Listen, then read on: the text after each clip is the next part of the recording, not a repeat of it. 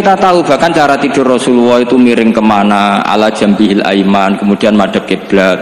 Sebelum tidur beliau wudu, sebelum tidur lagi baca subhanallah 33 kali, alhamdulillah 33 kali, Allahu akbar 33 kali. Sebetulnya wiridan itu sanad paling kuat itu tentang mau tidur. Meskipun ada riwayat dibaca setelah apa? Sholat. Jadi makanya kita al-jam'u baina riwayaten, habis sholat ya baca itu, mau tidur ya baca itu. Nah, sebetulnya habis sholat sama mau tidur tuh ngeri mau tidur, karena ini kan pemanasan mati, pelatihan mati. Karena satu kondisi yang Anda sudah tidak bisa ikhtiar. Tapi kayak apa Rasulullah? Justru kita kondisi yang nggak bisa ikhtiar itu pesannya Nabi apa? Kamu baca ini. In mutta kata Nabi, ada yang baca in mitta. Kalau mau berpikir potensi paling ngeri, bahaya paling ngeri adalah orang mau tidur, karena di situ kita tidak bisa apa-apa. Cara musuhmu mangkel mbek kowe ya karek nyembelih. Cara bojomu mangkel mbek kowe ya karek ngobong kok ini TV niku. Anda usah merasa tidak akan mengalami itu, ya insyaallah ndak itu. Tapi dengan melihat di TV semua potensi itu ada. Untuk kowe turu ning kendaraan tangi-tangis ning akhirat. Terus takoki, Gusti kalau mau teng akhirat mau kecelakaan. Nah, justru mau tidur itu Nabi itu unik, kelihatan bahwa ada nubuah, ada kenabian yang luar biasa. Kalau mau tidur itu ada nubuah, ada kenabian yang luar biasa. Kalau mau tidur itu ada wiridannya. Saya termasuk orang yang fanatik baca wiridan sebelum tidur. Jadi jangan kira kalau Selasa sholat jarang wiridan, nggak punya wiridan di tempat lain, itu sangat suudzon yang menyakiti. Saya punya cara sendiri untuk ingat Allah itu, terutama mau tidur. Sampai istri saya itu protes. Gus nak bersolat atau mau nyekel tasbih abdi tidur, saya punya tasbih lupa jumlahnya semuanya di kamar tidur. Ini sekaligus ijazah entah pamer kebaikan tidak tahu saya, pokoknya sudahlah husnudzon saja. Suudzonu iblis. Karena mau tidur saya pikir kalau tahu-tahu saya bangun terus ketemu mungkar nakir terus kayak apa. Sehingga Rasulullah itu ngajari kita luar biasa. Bismika wadu'tu jambi wa bismika arfa'u. Kalau mau tidur doa populernya apa? Bismika Allahumma ahya bismika amut. Hafalnya gitu dok. Saya hafal banyak. Allahumma rabbas samawati sab'i wa rabbal arsyil azim rabbuna wa rabbu kulli syai' falikal habbi wan nawa. Allahumma antal awalu falaysa qablaka syai' wa antal akhiru falaysa ba'daka syai' wa antal zahiru falaysa fawqaka syai' wa antal batinu falaysa dunaka. So, itu tak baca sampai tidur. Saking kadang takutnya sama Allah, akhirnya nggak bisa tidur. Kadang sampai 3:30 apa terus tidur baru setengah jam terus subuh. Jadi kalau melihat tren itu kayaknya saya bakat wali gitu. Kalau trennya seperti itu terus. Tapi sayangnya tren seperti itu jarang makanya terus tidak jadi wali-wali gitu. Tapi saya ingatkan ke jenengan, sanad-sanad seperti ini tuh yang mungkin Anda lupa. Anda hanya ingat sanad misalnya ya Mu'ad inni uhibbuka faqul dubura kulli sholatin atau fala tad'anna dubura kulli sholatin Allahumma inni ala dzikrika wa syukrika. Kamu lupa bahwa saat paling krusial dalam hidup Anda itu tidur. Sehingga disebut wa min ayatihi manamukum billaili wan. Itu dari segi krusial gawat darurat, setiap saat Anda bisa mati. Belum urgensinya tidur untuk melawan maksiat. Itu kalau kamu hidup di kota Demak atau kota Semarang, bener kepikiran niklap atau wong ayu-ayu seneng terminal ning gone dalan-dalan, itu satu-satunya cara itu hanya tidur. Kowe nak melek tetap jelalatan tak jamin. Masuk ning arep masjid Demak nggo tasbih gede-gede. Pangeran bedelok wong liwat tuh eling. Barokahnya usul fikih adalah kita belajar dulu. Saya pernah musyawarah sama Gus Yofur tentang usul fikih. Usul fikih itu ada makalah mubah itu tidak ada. Sebagian ulama berpendapat mubah itu tidak ada. Karena setiap mubah saat itu Anda pasti meninggalkan keharaman. Itsma min mubahin illa wa yatahaqqaqu bihi tarku haramimma. Tidak ada kemubahan kecuali saat itu kamu meninggalkan keharaman. Anda tidur, berarti Anda taroktal maksiyah. Anda tidur berarti Anda meninggalkan maksiat. Enggak nyolong, enggak dugem, enggak zina, enggak maling, enggak ngerasani orang. Jadi tidur anggap saja ya Rob, ya Allah saya mau tidur. Tidur itu ibaratun antarkil ma'asi. Jadi malaikat roket pate kandhani iki ra sekedar turu, ya kowe kudu ngerti iki ape ninggal maksiat. Hitung mulai saiki. Bismika Allahumma ya bismika. Amun ayo roket pate hitung, anggap ini kiat meninggalkan maksiat. Terus turun 6 jam, berarti tidak maksiat 6 jam. Meskipun akhirnya maksiat karena bangun jam 7. Artinya maksiat ra subuh gitu. Tapi betapa krusialnya ulama. Ulama lah yang mengajarkan kita tidur itu rohatan lil abdan, untuk istirahat. Kita pulih lagi, bisa kerja lagi. Pak Bupati bisa ngantor lagi, Pak Kapolsek, Kapolres bisa ngantor lagi. Semuanya aktivitas tentara bisa ngantor lagi. Memulihkan kekuatan itu ibadah. Meninggalkan maksiat karena tidur juga ibadah. Tidur saja ibadah. Ini barokatnya umatnya Rasulullah Shallallahu Alaihi Wasallam. Senyaman itu. Coba kalau kamu jadi umatnya Nabi lain, wah itu beratnya bukan main.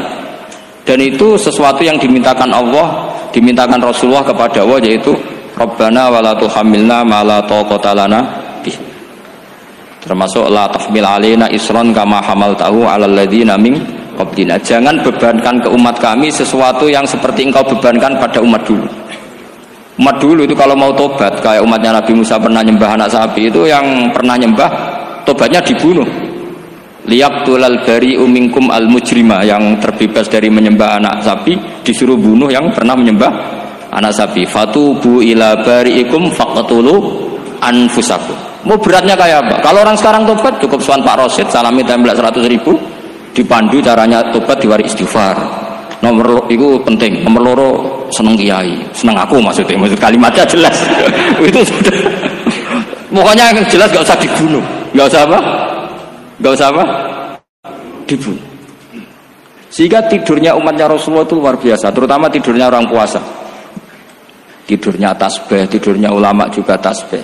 Karena dengan tidur itu kita tahu alamat kematian. Di mana kita masih di dunia saja punya kondisi di mana kita tidak bisa menentukan diri kita sendiri. Dan itu awal dari kita mengimani la haula wala quwata illa billah. Segagai koyok ngono ternyata ada kondisi di mana kita tidak bisa mengendalikan diri kita sendiri. Makanya disebut wa min ayatihi manamukum billaili wan nahar. Yang bisa menganalisis itu siapa? Ya ulama. Ulama kok tahu karena punya sanad musalsal ila Rasulillah sallallahu alaihi wasallam. Sehingga uniknya kenapa tidur itu sakral? Coba semua nabi di antara wahyunya itu lewat apa? Semua nabi di antara wahyunya lewat apa? Tidur, lewat mimpi. Inni ara fil manami anni atfahuka fanzur madza tara. Maka mimpi ini harus dikelola secara baik, yaitu kalau kamu mau tidur, wudu dulu, terus baca tasbih, terus tinggalkan semua dunia, anggap saja ini pemanasan kematian. Itu insya Allah mimpinya sip pokoknya. Paling dikejar-kejar Dajjalnya kecemplung kali, insya Allah. Tapi kalau kamu tidur gak wudu, raiso turu terus raiso turu mangan sik bu. Raiso turu terus raiso turu mangan sik ben warak ben iso turu. Insyaallah dikejar Dajjal kecekel. Akhirnya melindur gak karu-karuan karena tadi. Nah, sanad seperti itu yang punya siapa? Hanya ulama. Ada lagi satu contoh, ini sudah hampir 20 menit Pak Ustaz.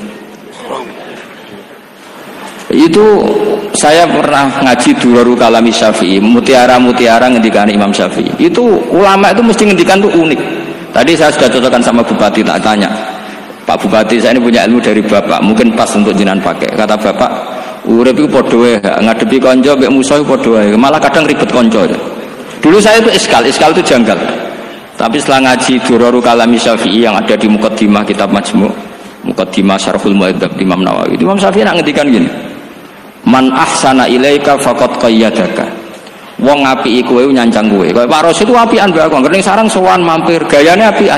Jebule nyancang. Awas nara teko ning demak. Itu faqat qayyadaka, nyancang kowe. Tapi waman asaa ilaika faqat atlaqaka. Wong sing eleki kowe iku penak bebasno kowe. Kowe tau diutangi wong kancamu ta musuhmu? Sing biasa utang kowe lho. Kanca. Kowe numpak mobil ketemu musuh enak ra usah nawani, nek ketemu kanca monggo bareng. Sing ngel-ngelo kowe kanca ta musuh. Artinya gini, kanca ya barokah nggo perjuangan, musuh ya barokah mergo ora tau utang. Jadi segampang itu ulama melihat kehidupan tuh, man ahsana ilaika faqad qayyadaka wa man asaa ilaika faqad atlaqaka. Jadi akhirnya kita hidup itu berkah terus.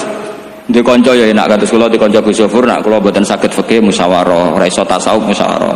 Di konco Pak Rosid, konco rai sederhana. Pokoknya duit. Tadi kurang contoh. Kalau rai Arab kan enggak sederhana, Pak. Wajahnya mewah terus. Ekonominya juga sederhana. Saya sama Arsyad sama-sama gak kaya. Jadi ada nyontokan kan Gus Zofur sama Gus Baknya ngebis. Memang saya sering sama Gus Zofur ngebis sampai sekarang masih sering. Bukan karena miskin yang jelas itu pilihan itu. Jadi ulama itu segampang itu melihat kehidupan. Saya termasuk kiai muda yang nggak takut mati, bukan karena yakin di surga gitu, karena saya sering baca berdoa. Allahumma ya Allah, kata Rasulullah, kamu harus berdoa, ya Allah, ij'alil hayata ziyadatan li fi kulli khairin wal mauta rohatan li min kulli syarrin. Mungkin sekarang kita ada zina, mungkin sekarang kita ada korupsi, mungkin sekarang kita ada maling, tapi potensi itu tetap ada. Yang bisa ngakhiri itu apa? Kematian. Maka anggap saja kematian itu rohatan li min kulli syarrin, semua mengakhiri semua keburukan. Kayak apa Rasulullah memandang kehidupan? Kalau kamu masih hidup, anggap saja ziyadatan li fi kulli khairin. Saya gara-gara hidup saudaranya kersane Pak Rosid ngaji di sini. Ikhlas Pak Rosid itu sangat ikhlas. Saudaranya senior kula dipaksa nggih gelem, diintimidasi nggih gelem. Wah itu barokah. Nanti setelah saya mau mati, saya juga akan ridho-ridho saja. Ya Allah, ini akhir dari segala potensi keburukan saya. Sehingga kiai-kiai NU, kiai-kiai alim itu ada bajingan, tukang ngemel wong kok mati. Saya gitu Pak, niki saya. Tanggane ra ono sing gelem muni saya. Kiai ini maksud, ayo Pak, muni saya Pak. Mboten saya ini tempuh. Lan saya pun mati, pun mboten saged nakal niku. Lha jenenge rohatan li min kulli syarrin. Kalau mayit ya rohatan lahu min kulli syarrin. Kayak apa sanad kita ke Rasulullah kabeh itu dimana jadi ibadah. Al hayat ziyadah fi kulli khairin, al maut rohatan min kulli syarrin. Kenal Pak Rosid ya ibadah, apalagi kenal Gus Zofur ibadah, kenal bupati ibadah, konco perjuangan. Kok kenal preman ya ibadah, konco latihan dakwah, anggapnya latihan ngelola rehab. Kenal polisi ibadah, jaga stabilitas nasional. Kenal ABRI ibadah, jaga NKRI. Kenal orang nakal ibadah, dianggap pembinaan. Semua itu ibadah. Kayak apa ajaran agama ini? Semuanya baik-baik saja, tergantung niat. Tapi sanad ini siapa yang punya? Hanya ulama. Nah ulama itu siapa? Ya orang yang kamu ketemu. Dalam konteks ini Mbah Mun. Mbah Mun ngajari kita macam-macam. Mbah Mun ketemu orang siapa saja hormat. Saya kemarin bikin makalah untuk beliau, termasuk saya cerita dari riwayat Rasul akli ba'dal iman billah at-tawaddud ilan nas wastina'ul ma'ruf ila kulli barin wa fajirin.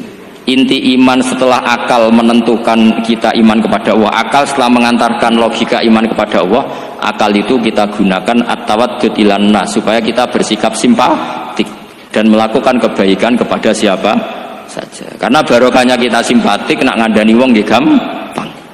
Misalnya kita di kiai alim sundulang gitu sampean mbek tangga modit ketemu wong perengut sing ape ngandel iku sapa? Sementara sing preman ayo ngopi nggonku sik tenang ae. Sing kiai ini orang begawean gak ada kopi kowe. Akhirnya sing preman sakok di pengaruh, sing kiai ini bakhil gak duwe pengaruh. Itu tidak boleh kejadian seperti itu. Makanya ada riwayat wastinaul ma'ruf ila kulli barin wa fajirin. Terus kula suwun sanad-sanad seperti itu tidak boleh hilang. Saya itu kitabnya Bangun Al-Ulama Al-Mujadidin setengah hafal, sampai sekarang masih tak baca. Kalau mau tidur tak baca, bahkan di tas saya itu ada terus. Ya karena kalau saya di Jogja kangen Bangun baca itu. Ketika beliau masih sugeng, apalagi sekarang. Karena jangan sampai saya ini punya fatwa yang mukhalif terhadap fatwanya Mbah Mun. Ini terutama warning sama santri sarang, nggak boleh. Terakhir itu Mbah Mun punya kecenderungan, punya pikiran kayak Yusuf Qaradawi. Ya potensi wajibnya zakat khodrowat fawakih. Menghentikan gini sama sih ingat ketika ngaji sama Gus Zofur Pak Rosid kalau bangun guyon wong desa iku wis melarat gegere nganti koyo akeh wae bangun nyontokno gegere macul nganti koyo akeh gara-gara sing ditandur pari wajib zakat. Wong Sulawesi nandure kakao cengkeh zaman iku cengkeh joyo berhubung ora akut gak wajib zakat padahal kaya raya. Jadi fenomena itu sering diutarakan beliau. Lama-lama beliau ngarang di Al-Ulama Al-Mujadidun. Beliau mengutip pendapat Ibnu Katsir, tentu di era modern kayak Yusuf Qaradawi. Sebenarnya Yusuf Qaradawi sendiri bukan mujtahid, dia yang muqallid juga. Kata Ibnu Katsir, wa mimma akhrajna lakum minal ard, yang harus dizakati adalah ma itu umum, apa saja yang keluar dari bumi. Maka kecenderungan Mbah Mun akhir-akhir itu mbok yao fawaqih khudruwat itu dizakati. Tapi beliau tentu tidak ilzam ya, karena beliau sangat syafi'i. Tapi ini kan saran yang baik lah menurut saya. Apa susahnya sih dadi wong lomo gitu loh. Wong dadi wong medhit kok mbok bilo-bilo. Lah nek kowe takok takbire ndi Gus? Nek khadrawat fawakih, melon, kakao, tebu wajib zakat. Takbire iku lomo iku apik, medhit iku elek. Ngoten